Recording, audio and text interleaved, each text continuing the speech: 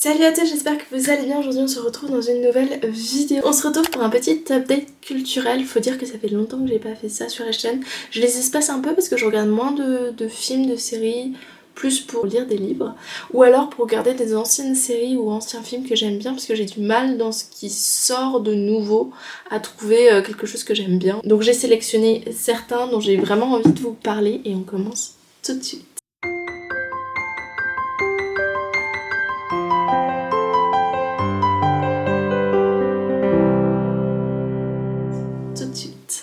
En tout premier, j'avais envie de vous parler du seul film que je suis allée voir au cinéma.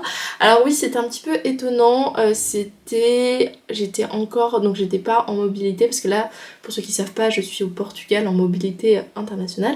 Donc c'était en janvier. Je suis allée voir Priscilla au cinéma, qui est un film sur l'épouse de Elvis Presley. Donc on va voir en fait sa vie du tout début qui est assez étrange parce qu'elle rencontre Elvis Presley vraiment très très jeune. Et ensuite sa courte vie jusqu'à ce qu'ils décident de se séparer tous les deux. C'était assez intéressant de voir sa vie en global.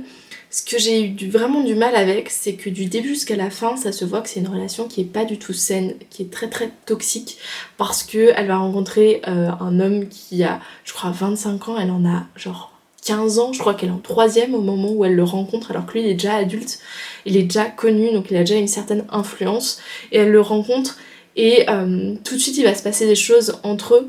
Elvis Presley, je crois, fait son année militaire sur cette base, et en fait ils vont s'amener à du coup se rencontrer parce que les Américains font des soirées entre eux. C'est un peu bizarre, c'est un homme qui est pareil assez âgé qui vient la voir alors qu'elle est dans un bar, qu'elle ressemble vraiment à une jeune fille, et qui lui dit « Oh, ça te dirait d'aller à une soirée de Elvis Presley avec moi ?» Et elle dit direct oui, ce qu'on peut comprendre parce que cet âge-là, on est assez influençable. Ses parents sont assez sceptiques, mais ils lui disent quand même oui parce que le mec est un militaire et qu'ils le connaissent plus ou moins.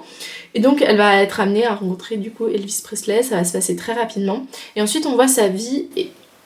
Par contre toi, tu vas pas faire du bruit pendant que, s'il te plaît, je tourne. Voilà. Et ensuite on voit sa vie vraiment tout du long. Il se passe que des choses assez toxiques. On est à une époque où la femme doit être cantonnée à la maison, etc. Mais là, c'est tellement...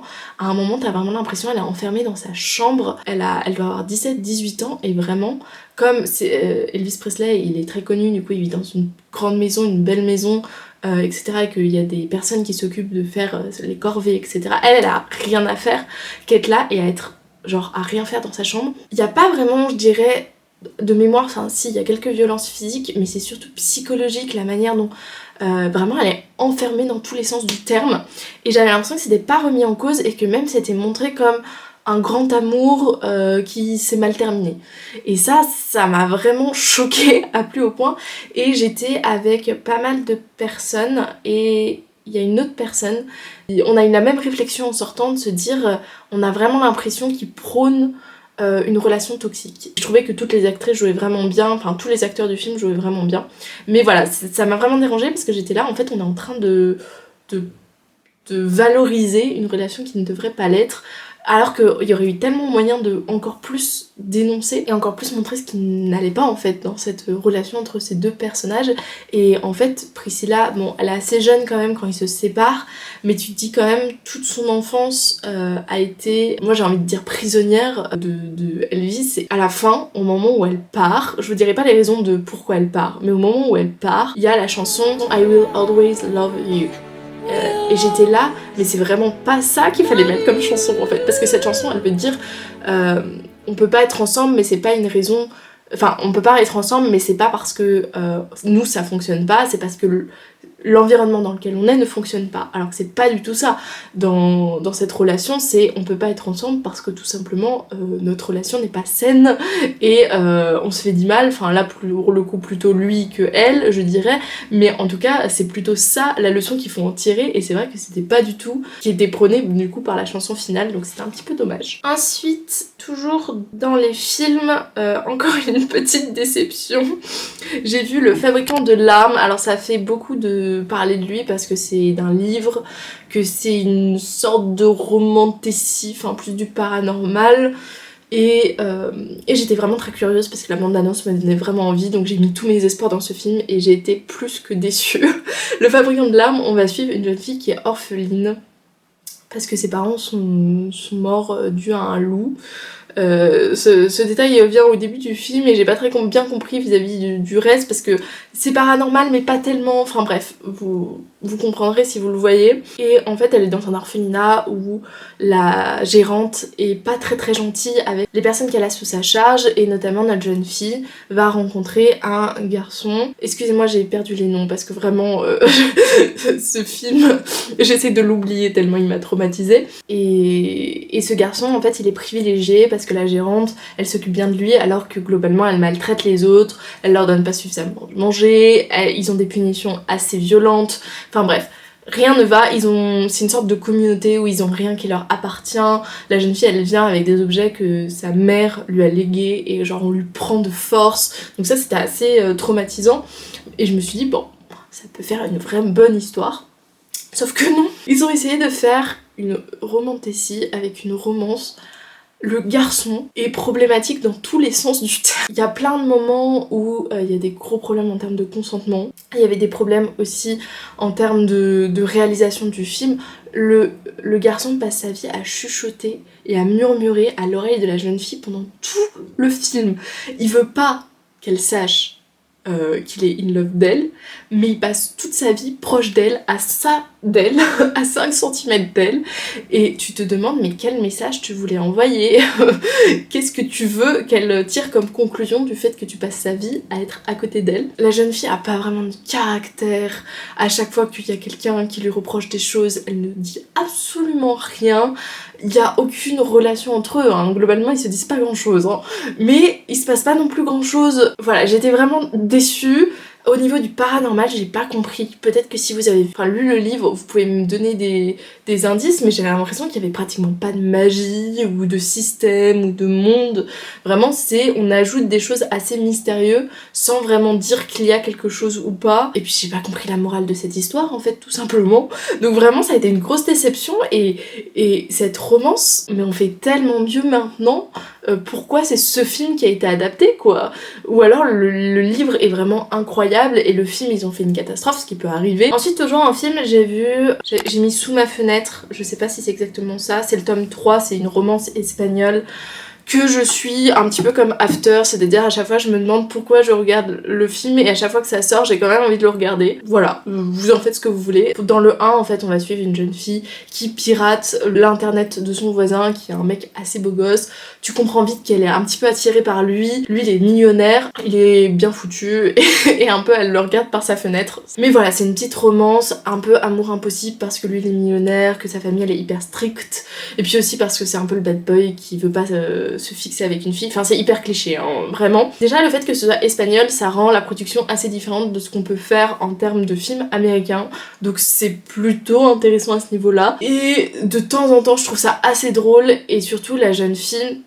Ce que j'ai bien aimé, c'est qu'on a une représentation qui est assez différente de ce qu'on a d'habitude. Alors je dis pas qu'elle est pas hyper belle, elle est hyper belle la jeune fille, mais déjà un point important à souligner et je pense c'est qu'elle a les cheveux courts. Alors ça peut être totalement stupide, mais alors des romances dans lesquelles la jeune fille a les cheveux courts c'est assez peu récurrent. Le point c'est plus de diversité en termes de physique et rien que couper les cheveux tu peux te dire quand même ça fait du bien de se dire qu'on a des héroïnes qui ont juste les cheveux coupés dans des films, ça peut être tout con mais voilà, le fait qu'elle soit plutôt petite de taille détail important je pense. Enfin il y a des petits détails comme ça que j'ai trouvé qui étaient assez intéressants. La jeune fille elle est pas timide, enfin pas trop, donc on sort un petit peu de ce cliché là d'être toujours la fille timide avec le mec populaire, même si voilà, c'est à la frontière à la limite, mais voilà, c'est des petits détails comme ça, c'est peut-être insignifiant, mais moi je trouve ça assez bien en termes de diversité, d'évoluer un petit peu, de changer. Désolée, la luminosité, vraiment c'est n'importe quoi ce soir. Donc voilà, il y a des petits points comme ça que j'aime bien. Ce tome 3 il a pas été incroyable, pour tout vous dire, je me souviens pas d'énormément de choses.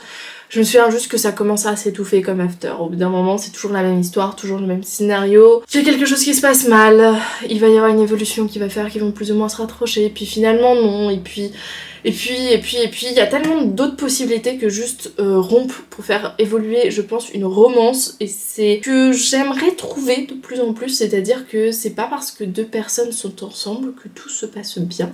C'est pas parce que deux personnes sont ensemble et qu'ils sont heureux qu'il ne se passe rien. Il peut y avoir tellement d'évolutions, tellement de choses qui se passent dans un couple que je trouve ça super dommage de dire que la seule chose qui peut arriver c'est vraiment qu'ils rompent et qu'ensuite ils se remettent ensemble puis qu'ils de nouveau ils soient plus ensemble, donc je trouve ça assez dommage. Le film suivant dont j'avais envie de vous parler c'est un film. J'avais vu le premier film en cherchant quelque chose qui se rapprochait de Young Royals et en fait je suis tombée sur Royal Team, c'est sur Netflix. C'est l'histoire d'une jeune fille qui va qui va entrer dans le lycée qui est plutôt hypé, où il y a les fils du roi et de la reine actuelle, je crois que c'est en Suède si je dis pas de bêtises, ou dans un pays nordique. Il va se trouver que la jeune fille, elle va se rapprocher assez beaucoup du prince. Oh purée, ce soleil! Elle va se rapprocher beaucoup du prince, ils vont être vraiment très très proches jusqu'à ce que ça pose quelques petits problèmes. Hyper original et surtout c'est pas tant une romance finalement, moi je cherchais vraiment une romance, c'est plus une histoire contemporaine sur la royauté, sur des sujets hyper actuels au niveau des jeunes, sur les groupes d'amis, sur les jalousies, sur l'influence, sur les réseaux sociaux, bref il y avait plein de choses là comme ça. Et le tome 2 est sur la sœur en fait du prince qui est assez insupportable dans le film. Alors c'est des livres et en regardant le film, le 2, j'ai eu envie de le lire parce que j'ai vraiment beaucoup aimé la manière dont c'était réalisé. Et là du coup dans le tome de Margaret on va suivre toute les questions autour de l'addiction et vraiment la lutte et le fait que comme c'est une célébrité elle doit le cacher et en même temps elle se cherche un petit peu. Il y a pas grand chose d'exceptionnel mais ça parle de l'addiction chez les jeunes, de cette notion de faire la fête souvent, de se chercher, de se trouver à travers ça, à travers les relations qu'on a avec les autres, et je trouvais ça assez intéressant et voilà, ça vaut ce que ça vaut. Surtout je trouvais que ça se rapprochait un petit peu des séries justement nordiques où vraiment ils parlent de tous les sujets actuels des jeunes, notamment la série Scam que vous connaissez sûrement parce qu'elle a été adaptée en France mais au début ça vient des pays nordiques, même Young Royals, Royal Teen maintenant, voilà, toutes les séries comme ça ou les films que j'ai pu voir qui sont nordiques, ils parlent, quand il y a des jeunes, ils parlent vraiment de l'actualité autour des jeunes, de la santé mentale, de toutes les histoires qui peuvent arriver et surtout ils essayent de varier et c'est un petit peu moins cliché je trouve parce qu'il y a beaucoup plus de sujets, des sujets vastes en fait. On va passer aux séries. J'ai vu donc la dernière saison de The Crown, je crois que je vous en avais déjà parlé dans un dernier update mais ça date un petit peu, je me suis rendu compte que j'avais pas fini, je m'étais arrêtée au milieu, donc au début je me suis dit ça veut dire que la série était pas très cool, mais en fait, d'ailleurs je sais pas c'est quelle saison, bref c'est la dernière saison, mais je suis arrivée au moment en fait vers la fin de la saison, c'est le moment avec tout ce qui se passe autour de Diana et après comment ses enfants se reconstruisent vis-à-vis de ça, et autant les précédentes saisons j'étais un peu sceptique et je me disais ça s'étouffe, autant cette fin de saison là j'ai tellement aimé que je me suis revue toute la saison de The Crown. En termes de politique, en termes humains, en termes de curiosité malsaine vis-à-vis de la royauté, je trouve que ça répond à toutes les cases. C'est à la fois réaliste et à la fois pour que tu sois emballé par l'idée, et pour quelqu'un qui aime la royauté, enfin qui aime les histoires autour de la royauté, qui trouve que ça fait tellement de bonnes histoires en termes de fiction, j'ai trouvé que cette saison était plutôt pas mal. Diana joue mieux, ouais, vraiment son évolution jusqu'à sa fin et puis tout un mystère autour de sa mort, alors qu'il n'y a pas tant de mystères que ça parce qu'on voit qu'il y a des études qui ont été faites et pourtant tu peux toujours soulever d'autres mystères et à ce niveau là c'était bien reconstitué. On va continuer, désolée pour cette luminosité mais je peux pas tourner à un autre moment donc il faut tourner maintenant. Ensuite j'ai deux autres séries pour le coup encore plus à vous présenter parce que c'est des nouvelles séries, je regarde de moins en moins de nouvelles séries parce que j'ai du mal à découvrir des séries, mais j'avais envie de vous parler en tout premier de Un jour, qui est une série que je trouve incroyable et déchirante. C'est une série dans laquelle on va suivre deux jeunes personnes qui vont se rencontrer. Ça va être une sorte de coup de foudre mais qui n'en est pas vraiment un. C'est un coup de foudre best friend, mais il y a un peu d'amour quand même, il y a quand même pas mal d'amour, sauf qu'en fait ils vont pas sauter le pas. Et puis la vie va se passer, ils vont sans cesse se rapprocher, sans cesse s'éloigner, et je vous laisse découvrir ce que c'est. Série m'a fait penser tellement à Normal People, donc il y a un livre que je vous conseille de découvrir et aussi du coup une série que j'ai envie de revoir, faut que je la retrouve. Ça m'a fait penser à ça parce qu'il y a cette idée là de se retrouver, d'être tellement proche, de construire quelque chose et puis en fait de s'éloigner parce qu'il arrive des événements, parce qu'on évolue. Le problème de ces histoires c'est que je trouve qu'elles sont tellement bien écrites et en même temps tellement horribles parce que ça joue sur l'espoir. Ça joue uniquement sur l'espoir. Et au bout d'un moment je suis là, bon voilà, hein, on a compris l'histoire, vous allez vous éloigner, vous allez vous rapprocher. Et en même temps, il y a tellement de choses que tu peux faire, il y a tellement de raisons pour lesquelles ces deux personnages s'éloignent.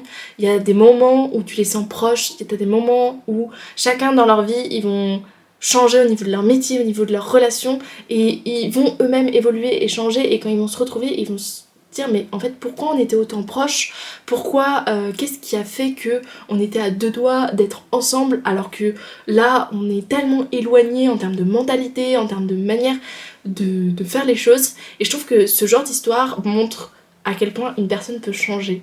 On pense souvent qu'on reste les mêmes, il y a des caractéristiques qui restent pareilles, mais malgré tout ça, on s'éloigne quand même, on change, on change en termes d'opinion, on change en termes de vie globalement, vraiment hyper intéressant. Et à la fois il y a tous ces trucs autour du changement et en même temps ça parle beaucoup de le fait de, malgré le fait qu'on change, on reconnaît quand même une personne qu'on a aimée ou qu'on aime, que ce soit amoureux ou amitié, et on peut toujours reconstruire quelque chose, ça se reconstruit, ça se retravaille, ça. Et il peut s'être passé 10 ans, 20 ans, il y a quand même des choses qui se retrouvent, alors peut-être pas entièrement, peut-être pas totalement, peut-être que c'est pas le même type d'histoire que tu construis avec la personne, mais c'est ça qui est incroyable, c'est qu'à chaque étape de la vie, ils construisent quelque chose de différent. Bon, comme Normal People, voilà, hein, je dirais pas parce que ça spoil, mais vous comprendrez, et voilà, donc oui,